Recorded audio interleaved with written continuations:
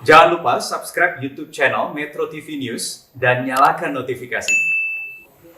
Pemirsa, KPAI menyebut jumlah anak putus sekolah cukup tinggi selama pandemi COVID-19. Untuk lebih jelasnya, kami langsung bergabung bersama dengan Komisioner KPAI, Retno Listiarti. Selamat sore, Bu Retno.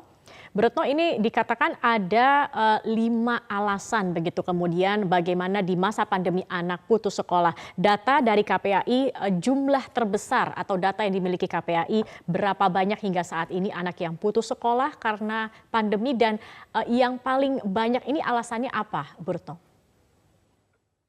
Ya, yang pertama sebenarnya kalau pengawasan dari 2020 ya, pandemi yang sepanjang 2020 anak yang putus sekolah karena menikah mencapai 119, ya 119 orang anak yang kemudian memutuskan menikah karena memang juga berasal dari tidak bisa daring. Jadi karena berbulan-bulan dia tidak belajar daring tadi, ya karena akses yang tidak dia miliki, tidak punya alat dan lainnya, jadi akhirnya memutuskan untuk menikah. Itu jumlahnya 119 kasus. Namun untuk anak-anak yang bekerja itu jumlahnya cukup tinggi. Hanya saja yang bekerja ini tidak putus sekolah, itu terjadi. Guru-gurunya berupaya untuk memberikan kesempatan pada dia memperbaiki nilai atau untuk menyusulkan tugas-tugas. Jadi anak-anak ini tidak sempat putus sekolah, karena kalau kasus Jakarta misalnya yang bekerja juga cukup banyak. Hanya saja Jakarta punya KJP, jadi anak-anak ini tidak ada masalah dengan pembayaran sekolah. Namun anak yang menunggak SPP hingga berbulan-bulan dan dikeluarkan terjadi di sejumlah daerah. Mulai dari Pekanbaru, Makassar, Cirebon, ya, Surakarta itu juga ada, dan beberapa wilayah lain di Indonesia. Nah, kalau data tahun 2021 ini cukup mengejutkan. Karena data Kabupaten Seluma misalnya, itu untuk siswa-siswi yang berada pada SMA dan SMK itu jumlah yang menikah dari Januari ini saja ke Februari itu sudah mencapai 30 orang, 30 kasus. Nah, belum lagi wilayah-wilayah lain. Tapi kalau di 2021 karena baru 2 bulan ya, KPAI menemukan kasus yang menikah 33, yang bekerja 2, jadi benar-benar putus sekolah ini.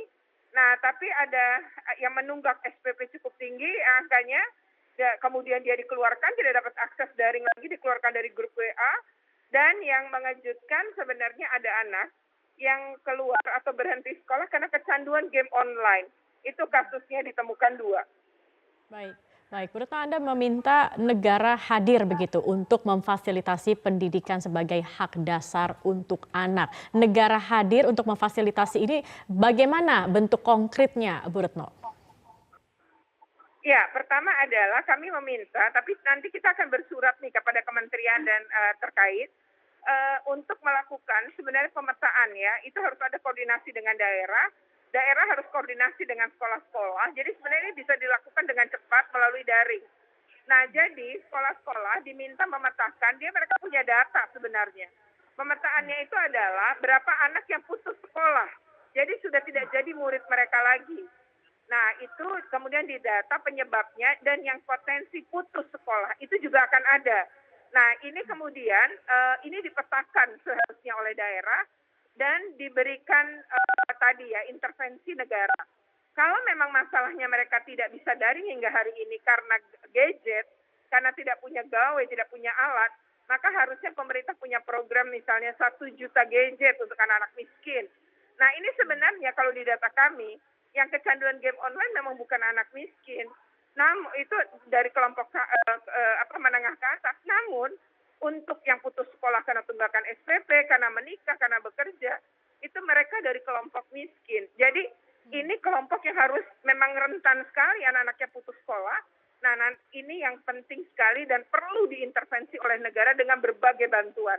Nah, ini krisis pendidikan sebenarnya menurut kami, sehingga pemetaan harus segera dilakukan agar datanya tahu. Kalau datanya tahu, intervensi bisa dilakukan. Dan kalau intervensi dilakukan, kita bisa menyelamatkan ribuan anak.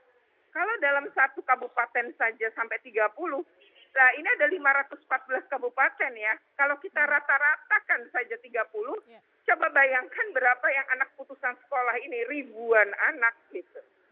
Baik, Bu Retno, tapi kalau dari KPAI sendiri, di mana wilayah yang sebenarnya harus segera mendapat prioritas terkait dengan imbas dari pandemi ini dalam hal pendidikan? Ya, pertama kalau prioritas itu yang paling itu memang Indonesia, wilayah Indonesia itu adalah di luar Jawa ya. Tapi beberapa kasus Jawa itu kami temukan juga. Jadi kasus Cianjur misalnya yang ribuan anak terancam tidak naik kelas, itu kasus yang hampir sama ketika kami juga menangani Cimahi. Di Cimahi anak-anak ribuan anak yang terancam tidak naik kelas, ternyata mereka tidak bisa daring, nggak punya alatnya. Ini kan wilayah yang dekat ya, Jawa Barat, tapi ternyata punya problem semacam ini. Nah, kalau dari data kami di 2020 itu terjadi juga ya sebenarnya terjadi pendataan yang memperlihatkan bahwa ada disparitas digital yang memang begitu lebar antara Jawa dengan luar Jawa dan antara perkotaan dengan pedesaan. Baik, Bu Nah, Retno, tapi jadi yang sebenarnya penting memang di desa dan di luar Jawa. baik, desa dan luar Jawa ini menjadi prioritas begitu ya, Bu Retno, meskipun di Jawa sendiri beberapa Betul. wilayah juga kasus seperti ini banyak. Bu Retno, tapi kalau Anda dari KPAI sendiri sudah mengkomunikasikankah ini dengan Kementerian Pendidikan begitu? Kalau kita lihat kan sebenarnya sudah ada program-program bantuan berupa kuota internet seperti itu. Dan kita juga melihat saat ini yang sedang dituju juga salah satunya adalah sekolah tatap muka bagi para anak begitu, Bu Retno. Ini sudah dikomunikasikan belum Iya. terkait dengan putus sekolah ini? Ya, waktu di 2020 sudah ya, dan bantuan kuota internet kan nggak nyampe ke anak-anak miskin ini karena mereka nggak punya gadget ya, nggak punya gawai ya. Jadi memang ini kami mendorong kalau memang masalahnya tidak punya gawai dikasih bantuan internet kan nggak nyampe. Jadi kami meminta supaya bantuan internet yang dimaksud ini itu harus disertai dengan pemberian gawai. Jadi dipetakan dulu. Yang kedua, sebenarnya ada masalah juga, anaknya punya gawai tapi nggak ada sinyal. Nah, ini diperlukan penguat-penguat sinyal di beberapa wilayah. Nilai membangun penguat sinyal itu bisa 4 miliar kalau dari pengawasan kami waktu di Gunung Sindur. Nah, kami berharap memang pemerintah memetakan dulu gitu, jadi tahu apa yang harus ditolong. Sebab kalau anak-anak ini dibiarkan terus seperti ini, ya menurut kami potensi putus sekolahnya akan sangat tinggi. Baik. Baik, terima kasih Komisioner KPAI Retno Listiarti sudah bergabung bersama kami. Kita harapkan ini ada kemudian solusinya begitu Bu Retno ya, untuk mencegah jangan sampai angka anak putus sekolah ini terus bertambah akibat pandemi. Terima kasih.